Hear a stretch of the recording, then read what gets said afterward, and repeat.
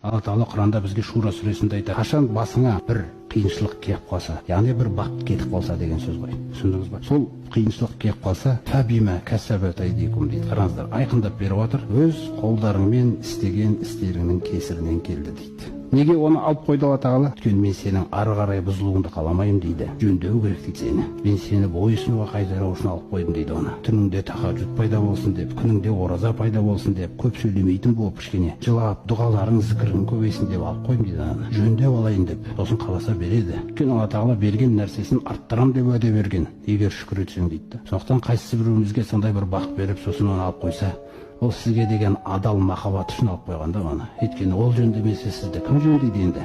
Сондықтан әрбір көңіліңізге ұнамай қалған нәрсені ойламаңыз, бір жамандық келіп қалды деп. Керісінше бұл қайырлы дейді.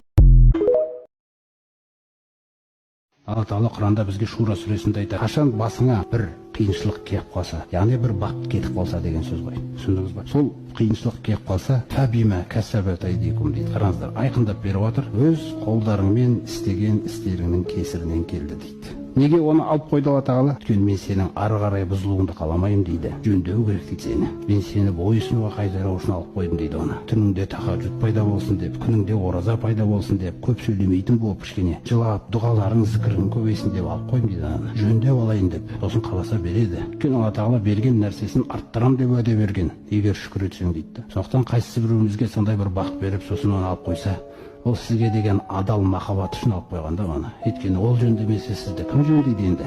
Сондықтан әрбір көңіліңізге ұнамай қалған нәрсені ойламаңыз, бір жамандық келіп қалды деп. Керісінше бұл қайырлы дейді.